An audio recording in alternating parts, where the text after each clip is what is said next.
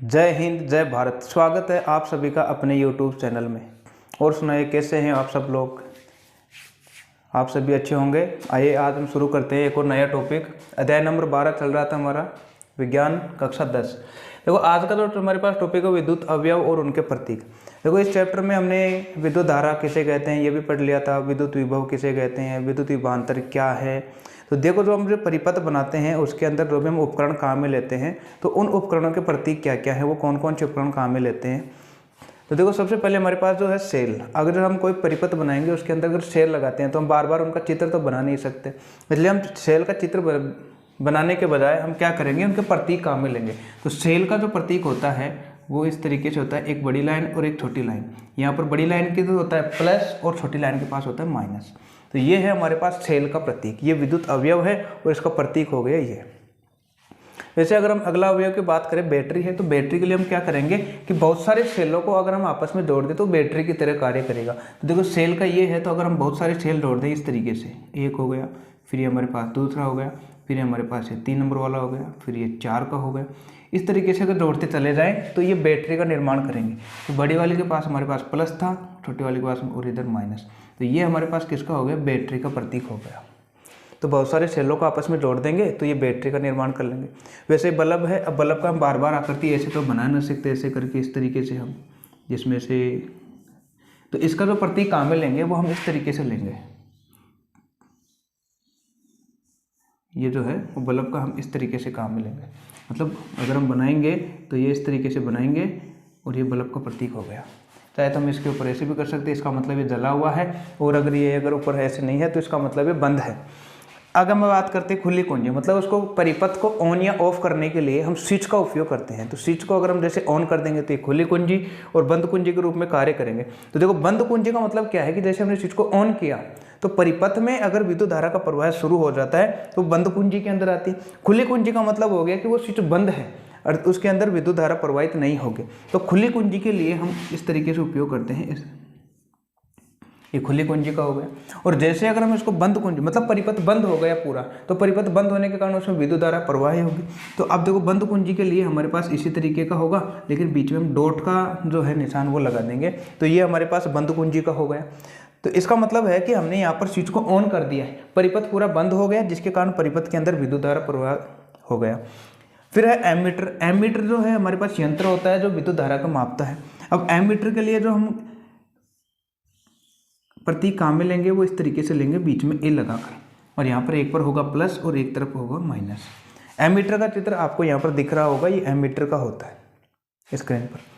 फिर अगर हम बात करें वोल्ट मीटर का, तो वोल्ट मीटर के लिए हम बीच में वी लगाते हैं और इस तरीके से करते हैं, और ये भी प्लस और माइनस का होता है, एक तरफ प्लस और माइनस। वोल्ट मीटर क्या करता है, ये विद्युत विभव या विभवांतर का मापन करता है परिपथ के अंदर। तो ये वोल्ट मीटर का चित्र आपको स्क्रीन पर दिख रहा होगा, इस तरीके से हमारे पास ये वोल्ट मीटर होता है। फिर है धारा नियंत्रक। तो धारा नियंत्रक का जो हमारे पास होता है उसका कुछ इस तरीके से होगा हमारे पास, और बीच में से एरो का निशान ऐसे जाएगा। तो ये धारा नियंत्रक का होता है प्रतीक। धारा नियंत्रक का मतलब हो गया कि धारा को नियंत्रित करने वाला, अगर प्रतिरोध को बदल दें तो धारा को नियंत्रित करने वाला यंत्र। तो धारा नियंत्रक का हमारे पास कुछ इस तरीके से दिखाई देता है, ये हमारे पास धारा नियंत्रक। एक और रह गया हमारे पास प्रतिरोधक, 9 नंबर पर हो गया प्रतिरोधक। और प्रतिरोधक का जो प्रतीक है हमारे पास, प्रतिरोधक का जो प्रतीक होगा वो कुछ इस तरीके से होगा, ये प्रतिरोधक का प्रतीक है। तो ये है हमारे पास प्रतीक। जब भी अगर हम ये किसी भी परिपथ के अंदर लगाएंगे तो हम इनके सिर्फ प्रतीक काम में लेंगे। अच्छा देखो इन्हीं पर अब देखो जो हमारे पास विद्युत धारा थी और विद्युत विभव था, इनके आधार पर ओम नामक एक वैज्ञानिक था जिसने अपना एक प्रयोग किया और उसने अपना क्या नियम दिया वो देखते हैं। आइए देखो ओम का नियम, और ये जो है हमारे पास टॉपिक है इस पूरे चैप्टर का सबसे इंपॉर्टेंट टॉपिक है, और ये एग्जाम में बार बार इससे संबंधित क्वेश्चन पूछे भी जाते हैं। तो आइए ओम का नियम क्या है। देखो ओम जो है उन्होंने अपना एक प्रयोग किया और उसमें बताया कि अगर हम कोई भी चालक ले लें, चालक तार ले लें, तो हम मान लेते हैं ये हमारे पास कोई चालक तार है ऐसे लेकर बी तक। अगर इसके अंदर हम विद्युत धारा प्रवाहित करेंगे परिपथ से जोड़कर, तो इसके सिरों पर जो हमारे पास विभवांतर उत्पन्न होगा, इनके सिरों पर विभवांतर उत्पन्न हो गया, जिसको हम लिख देते हैं वी से। अब ये देखो इनके ऊपर अगर विभवांतर उत्पन्न हो गया और इसमें विद्युत धारा प्रवाहित करते हैं आई, विद्युत धारा को किसे लिखा जाता है, आई से। तो अब देखो उन्होंने क्या किया था कि इनके सिरों पर जो उत्पन्न विभवांतर का मान है वो इस परिपथ में या चालक में इस प्रवाहित विद्युत धारा के समानुपाती होता है। अर्थात ओम ने क्या कहा कि जब भी किसी चालक तार के अंदर विद्युत धारा प्रवाहित की जाती है तो इनके सिरों पर विभवांतर उत्पन्न होगा और विभवांतर जो है उसमें प्रवाहित इस विद्युत धारा के समानुपाती होगा। मतलब जो V है विभवांतर का मान वो इस विद्युत धारा के समानुपाती होगा। तो देखो जो V है वो इस I के समानुपाती होगा, अर्थात V जो है वो इस I के समानुपाती होगा, V समानुपाती I। इसका मतलब क्या है कि अगर हम V का मान बढ़ाएंगे तो धारा का मान उसमें बढ़ेगा। अगर हम वोल्टता को बढ़ा देंगे तो विद्युत धारा का मान बढ़ेगा। जैसे अगर हम 1 वोल्ट की अगर उसमें कोई बैटरी लगा दें तो उसमें विद्युत धारा का मान बहुत कम होगा। फिर हम 2 वोल्ट की लगा दें तो विद्युत धारा का मान ज़्यादा हो जाएगा। 5 वोल्ट की लगा दें तो और भी ज़्यादा। बैटरी लगा दी बड़ी तो उसमें विद्युत धारा का मान और भी ज़्यादा हो जाएगा। अर्थात अगर V का मान बढ़ा दिया तो I का मान भी बढ़ेगा। ये है हमारे पास ओम का नियम। और देखो यहाँ पर समानुपाती चिन्ह है। जब भी अगर ऐसे हमको कहीं पर इक्वेशन मिल रहा है जहाँ पर बीच में समानुपाती चिन्ह होता है, अगर उसको हटाते हैं तो हमेशा वहाँ पर कुछ ना कुछ नियतांक आता है। तो यहाँ पर अगर समानुपाती चिन्ह अगर हटाएंगे तो V और समानुपाती की जगह लगाएंगे बराबर I और हम एक नियतांक लगा देते हैं अलग से R। तो V बराबर हमारे पास हो गया IR। और यही ओम के नियम के समीकरण थी, V बराबर IR। V बराबर IR हो गया, जहां पर V क्या है हमारे पास विभवांतर है, I जो है विद्युत धारा है, लेकिन जो ये R है ये R हमारे पास यहाँ पर क्या है, जो चालक था इसका प्रतिरोध है, चालक का प्रतिरोध। अच्छा अब ये प्रतिरोध क्या है, तो देखो प्रतिरोध क्या है हमारे पास, अगर कोई चालक है उसमें विद्युत धारा प्रवाहित हो रही है, अगर विद्युत धारा के मार्ग में कोई रुकावट आ जाए या उसके मार्ग में कोई अगर रुकावट उत्पन्न कर रहा है तो जो ये उत्पन्न कर रहा है रुकावट को ही हम प्रतिरोध के नाम से जानते हैं। अर्थात किसी भी चालक के अंदर प्रवाहित इस विद्युत धारा के जो मार्ग में अगर कोई हमारे पास बीच में रुकावट आ जाए या बाधा उत्पन्न हो जाए तो उस बाधा को हम प्रतिरोध कहते हैं। तो किसी भी चालक के अंदर विद्युत धारा के मार्ग में आने वाली रुकावट को या आने वाली बाधा को प्रतिरोध कहते हैं और ये चालक का गुण होता है। तो यहाँ से अगर हम बात करें R बराबर हो गया, देखो R I गुणा में है, इधर आएगा तो भाग में V बटा I, तो R बराबर हमारे पास हो गया V बटा I। तो R बराबर हो गया V बटे I। अब देखो यहाँ से हमको पता है कि जो विभव का मान है या विभवांतर का मान है हमारे घरों में फिक्स होता है, जिसका मान होता है 220 वोल्ट। 220 वोल्ट फिक्स होता है हमारे घरों के अंदर जो सप्लाई आती है, जिसमें जो विद्युत विभव का मान होता है 220 वोल्ट होता है। अब हमारे पास यहाँ पर दो राशि रही है R और I। अब ये देखो एक दूसरे पर कैसे निर्भर करती है। अब देखो R और I एक दूसरे पर कैसे निर्भर करेंगे, क्योंकि V का मान तो हम बदल नहीं सकते, क्योंकि हमारे घरों के अंदर जो पहले से ही जो करंट है उसके अंदर जो वोल्टता का मान है 220 वोल्ट है। अब देखो R और I, ये देखो R हमारे पास R बराबर हो गया V ऊपर है और I नीचे है, ये तो फिक्स है, इसमें तो हम कुछ भी बदल नहीं सकते, लेकिन इन दोनों के मान में परिवर्तन कर सकते हैं। अब देखो अगर किसी भी परिपथ के अंदर R का मान बढ़ जाता है, R यानी हो गया रुकावट, अगर रुकावट का मान बढ़ गया तो उसमें विद्युत धारा आगे नहीं जाएगी और विद्युत धारा का मान हो जाएगा कम। इसका मतलब है जब R का मान किसी भी चालक में ज़्यादा हो जाता है, प्रतिरोध का मान ज़्यादा हो जाता है, तो विद्युत धारा का मान बहुत कम हो जाता है उस परिपथ में। ठीक है, उल्टा है, अगर ये I का मान हम यहाँ पर बढ़ा देते हैं, अगर I का मान बढ़ रहा है मतलब बहुत ज़्यादा है किसी चालक के अंदर, इसका मतलब है उसके मार्ग में रुकावट है ही नहीं या बहुत कम है, इसका मतलब R का मान बहुत कम है वहाँ पर। तो अगर I का मान ज़्यादा है तो R का मान वहाँ पर कम होगा। ये एक दूसरे के इन्वर्स हैं। तो R बराबर हो गया V बटा I। तो ये देखो जो प्रतिरोध, इस R को प्रतिरोध कहते हैं। अब देखो ये जो प्रतिरोध का मात्रक क्या हो जाएगा, अगर हम मात्रक की बात करें यहाँ पर, तो R बराबर हमारे पास आया है V बटा I। विभव का मात्रक हमको पता है वोल्ट होता है और जो I का मात्रक विद्युत धारा का मात्रक वो एम्पियर होता है, जिसका मात्रक हो गया वोल्ट प्रति एम्पियर और इसी को हम कहते हैं ओम। तो प्रतिरोध का मात्रक हो गया हमारे पास ओम। अब देखो कई बार एग्जाम में पूछ ली जाती है कि 1 ओम की परिभाषा दीजिए, यानी कि जो 1 ओम की परिभाषा हमको देनी है, तो R बराबर V बटा I जो है यहाँ से 1 कब आएगा, जब यहाँ पर V का मान हमारे पास 1 होगा और I का मान 1 होगा, क्योंकि तभी ये देखो जब दोनों बराबर होंगे तो 1 बटा 1 होगा, बराबर में आ जाएगा हमारे पास 1 ओम। तो देखो अगर हम किसी भी परिपथ के अंदर 1 एम्पियर धारा प्रवाहित कर दें, किसी भी परिपथ के अंदर 1 एम्पियर अगर विद्युत धारा प्रवाहित कर दें और उनमें चालक शिरों के मध्य 1 वोल्ट विभवांतर उत्पन्न होता है, विभवांतर कितना उत्पन्न होगा, 1 वोल्ट। तो उस पूरे परिपथ में जो प्रतिरोध का मान है वो हमारे पास 1 ओम होगा। अर्थात किसी भी विद्युत परिपथ के अंदर अगर 1 एम्पीयर विद्युत धारा प्रवाहित करते हैं और उनके सिरों पर 1 वोल्ट विभवांतर उत्पन्न होता है तो पूरे परिपथ में 1 ओम प्रतिरोध होगा। तो ये हो जाएगी हमारे पास 1 एम्पीयर की परिभाषा, सॉरी इसमें 1 ओम की परिभाषा हो जाएगी। क्योंकि हमने कब देखा है कि जब भी अगर हमको 1 एम्पीयर, 1 वोल्ट या 1 ओम की परिभाषा देनी होती है तो जो सूत्र के अंदर हमारे पास है उन सभी की जगह हम 1 रख देते हैं, तो उसमें उसकी परिभाषा आ जाती है। वही अगर हम इस बार देखें कि ओम के नियम का सत्यापन, यानी कि ओम के नियम ने जो अपना प्रयोग किया था उसमें उसका सत्यापन कैसे किया था। देखो ओम के नियम का सत्यापन उन्होंने क्या किया, सबसे पहले एक मैग्नीज का प्रतिरोधक लिया। तो हम मान लेते हैं ये हमारे पास मैग्नीज का एक प्रतिरोधक है और इसको उसने एक बैटरी से जोड़ा,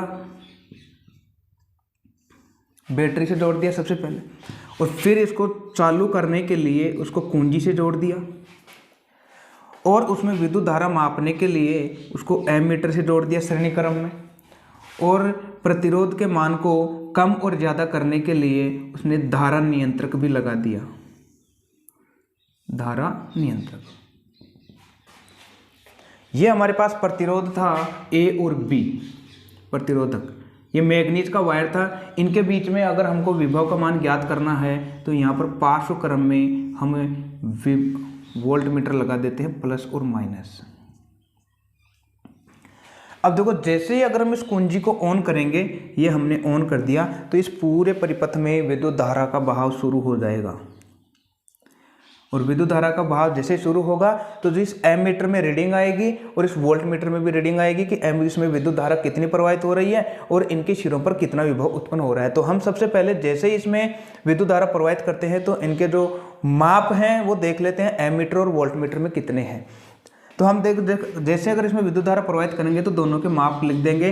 तो V और इनकी जो हमारे पास I है इसमें कुछ ना कुछ तो हमारे पास मान आ जाएगा। अब जैसे ही अगर हम इस धारा नियंत्रक के द्वारा इसमें विद्युत धारा के मान में अगर वृद्धि कर दें तो अब देखो होगा क्या कि विद्युत धारा के मान में वृद्धि करेंगे तो जो वोल्ट मीटर है इसकी सुई भी विक्षेपित हो जाएगी, इसमें भी माप अलग दिखाएगा। तो हम बार बार इसके मान को बदलेंगे और बार बार इसमें विद्युत धारा का मान देखेंगे और बार बार इसमें हम विभव का मान देखेंगे कि कितना आ रहा है और नोट करते रहेंगे। तो जैसे अगर हम देखेंगे कि जो V का मान फर्स्ट कंडीशन में हमारे पास है, V का मान अगर कुछ भी आया हो और I का मान कुछ भी आया हो, लेकिन बाद में देखेंगे कि V का मान हमारे पास कुछ और आ गया और I का मान कुछ और आ गया। तो अगर इनके मध्य हम ग्राफ बनाएं V और I के मध्य ग्राफ, तो देखो V और I के मध्य जब ग्राफ बनाएंगे तो हम एक लाइन तो लेनी पड़ेगी V की और एक तरफ लेनी पड़ेगी I की। देखो शुरू में जब इन दोनों को हमने ऑन ही नहीं किया था, स्विच को ऑन ही नहीं किया था, तब तो ये 0 पर थे। अच्छा V का मान हम यहाँ पर देखते हैं कि 1 वोल्ट, 2 वोल्ट, 3 वोल्ट, 4 वोल्ट, और धारा का मान 1 एम्पियर, 2 एम्पियर, 3 एम्पियर, 4, इस तरीके से देखिए। अगर 1 वोल्ट किया तो अगर हम मान लेते हैं कि वो 1 एम्पियर हमारे पास इसमें विद्युत धारा दर्शा रहा था एमीटर के अंदर। फिर इसमें हमने 2 वोल्ट उसको बढ़ा दिया विद्युत धारा के मान को, तो इसमें 2 वोल्ट पर चली गई तो 2 वोल्ट पर यहाँ पर आ जाएगा, 3 वोल्ट पर यहाँ पर आ जाएगा। तो इस तरीके से हमको ये बिंदु प्राप्त होते जाएंगे और जब बिंदुओं को अगर हम मिला दें तो हमको ये एक सीधी रेखा प्राप्त होगी इसके मध्य में से जाते हुए। तो V और I के मध्य अगर ग्राफ खींचे तो बीच में से एक लाइन प्राप्त होती है। और कई बार ये एग्जाम में पूछ लिया जाता है कि V और I में ग्राफ खींचिए। तो किस बात को दर्शा रहा है कि जैसे जैसे अगर इसमें विद्युत धारा का मान बढ़ाएंगे तो विभव का मान भी बढ़ता चला जाता है। तो ये है V और I के अंदर ग्राफ। अब देखो जो हमारे पास अभी इसमें आया था V बराबर IR से ओम के नियम से प्रतिरोध। अब जो प्रतिरोध की निर्भरता है वो भी देखेंगे किस किस में कैसे कैसे निर्भर करता है। देखो जो प्रतिरोध है वो प्रतिरोधक जो हमारे पास है वो किस किस बात पर निर्भर करेगा। एक तो जो चालक की लंबाई पर निर्भर करता है, अर्थात अगर हमारे पास कोई भी चालक है उसकी अगर लंबाई में वृद्धि कर देंगे तो उसका प्रतिरोध का मान भी बढ़ जाएगा। अच्छा कैसे बढ़ेगा, अगर हम एक परिपथ बनाते हैं छोटा सा जिसमें से अगर ये जोड़ दे हमारे पास और ये इसको चालू करने के लिए एक हमारे पास से कुंजी लगा दी और इसके हमने यहाँ पर लगा दिया एक बल्ब। अब देखो जैसे हम इस स्विच को ऑन करेंगे तो ये बल्ब तुरंत जल जाएगा बहुत स्पीड से। इसका मतलब है कि जो वायर थी उसकी लंबाई हमारे पास छोटी थी और इसमें प्रतिरोध का मान कम था।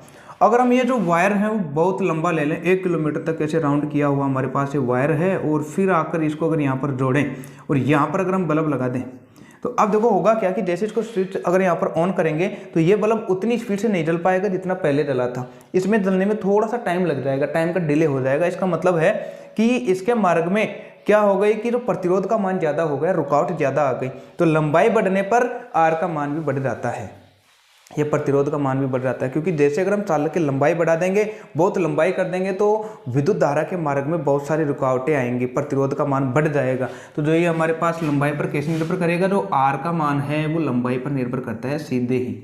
अर्थात अगर हमने लंबाई बढ़ा दी तो उसमें प्रतिरोध का मान भी बढ़ गया, और अगर किसी भी चालक की लंबाई कम कर दी तो प्रतिरोध का मान भी कम हो जाएगा, इनकी उसके मार्ग में रुकावट भी बहुत कम। अगर हम बिल्कुल छोटा सा वायर लेते हैं और इसके बीच में बल्ब लगाते हैं तो तुरंत जलेगा, क्योंकि वायर छोटा हो गया और इसमें जो मार्ग के अंदर जो रुकावट थी विद्युत धारा की वो बहुत ही कम हो गई। सेकंड वाला था अनुप्रस्थ काट क्षेत्रफल। मतलब अनुप्रस्थ काट क्षेत्रफल क्या होता है, किसी भी चालक की मोटाई। जैसे अगर हम इस मार्कर की बात करें तो ये इसकी मोटाई हो गई। अच्छा अब देखो ये मोटाई जो है, अगर मोटाई बढ़ेगी तो आर का मान बढ़ेगा कि कम होगा, और अगर मोटाई हमने कम कर दी तो फिर आर का मान कम होगा कि ज़्यादा होगा, ये बताना है। तो देखो अगर हमने इसकी मोटाई बढ़ा दी तो आर का मान जो है वो भी हमारे पास क्या हो जाएगा, बहुत कम होगा। कब?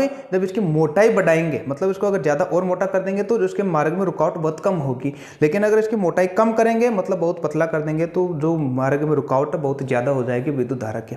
इसको हम इस उदाहरण से समझ सकते हैं। मान लो हम किसी सिनेमा के अंदर गए हुए हैं मूवी देखने के लिए, और जैसे वहाँ पर मूवी पूरी हुई, अब देखो वहाँ के जो लोग हैं उठकर जल्दी से बाहर निकलना चाहेंगे, लेकिन हमारे पास जो ये दरवाज़ा है बहुत ही छोटा था, जिसके कारण क्या हुआ कि इसमें से केवल 2 या 3 लोग एक साथ बाहर निकल पा रहे थे, क्योंकि सभी को जल्दी है बाहर जाने की। यहाँ पर देखो अब ऐसे लाइन लग गई, पीछे तक बाहर निकलना है, केवल एक साथ 3 ही लोग जा पा रहे हैं बाहर। लेकिन जैसे ही अगर हम इस दरवाजे को अगर ऐसे बड़ा कर दें यहाँ तक, ये इसको तोड़ दें, तो फिर ये जो हमारे पास अंदर पब्लिक थी वो सीधे बाहर एक साथ स्पीड से। तो इसका मतलब क्या हुआ कि हमने इस जगह को ज़्यादा फैला दिया, जिसके कारण थे लोग तुरंत बाहर निकल गए। लेकिन जब ये दरवाज़ा बहुत छोटा था, जगह कम थी, तब ये जो बाहर कम जा पा रहे थे। सेम ऐसा इनमें होता है जो इलेक्ट्रॉन गति करते हैं। अगर इलेक्ट्रॉन को जगह ज़्यादा मिल जाती है तो ये दौड़ने के लिए इनके काफ़ी जगह मिल जाती है, बहुत स्पीड से जाते हैं। लेकिन जब ये अगर हमारे पास रास्ता बहुत छोटा हो जाए तो जो इलेक्ट्रॉन है वो इसको बाहर जाने में काफ़ी समस्या होती है, जिसके कारण जो है इनमें प्रतिबाधा का मान बहुत ज़्यादा हो जाता है।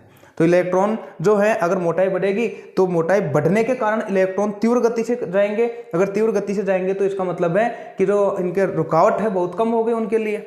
जैसे हमने मोटा कर दिया, रुकावट बहुत कम हो गई। लेकिन जैसे उसकी मोटाई कम करेंगे तो अब ये जो इलेक्ट्रॉन है उनमें टक्कर होगी, और टक्कर होने के कारण उनका प्रतिरोध का मान ज़्यादा हो जाएगा, मतलब रुकावट ज़्यादा हो जाएगी कम होने के कारण।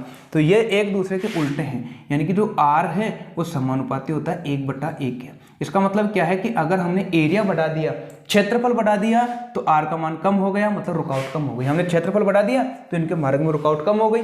लेकिन अगर एरिया हमने कम कर दिया, उसका क्षेत्रफल कम कर दिया या मोटाई कम कर दी, तो इसका मतलब है कि आर का मान बढ़ जाएगा, मतलब मार्ग में जो रुकावट है बढ़ जाएगी। जैसे हम कम कर देंगे तो अब देखो बाहर जाने में इनकी समस्या होगी, रुकावट उत्पन्न हो जाएगी, प्रतिबाधा उत्पन्न हो जाएगी। और एक नंबर हमारे पास 3 है कि जो प्रतिरोधक है वो उसकी जो चालक की प्रकृति और तापमान पर भी निर्भर करता है, मतलब ये किसका बना हुआ है उस पर भी निर्भर करता है, और चालक का तापमान कितना है उस पर भी निर्भर करता है। ताप बढ़ा देंगे तो उसका जो प्रतिरोध का मान है वो भी बढ़ जाएगा, और अगर कम कर देंगे तो वो भी कम हो जाएगा। तो ये है प्रतिरोध की निर्भरता। आज के लिए सिर्फ हम इस वीडियो में इतना ही देखेंगे, बाकी इसके बाद में जो है प्रतिरोधकता क्या है या विशिष्ट प्रतिरोध क्या है, और प्रतिरोधकों का जो संयोजन है श्रेणी क्रम और समांतर क्रम, वो देखेंगे। अगर समझ में आया है तो वीडियो को लाइक कीजिए, शेयर कीजिए अपने दोस्तों के साथ। तब तक के लिए धन्यवाद। जय हिंद।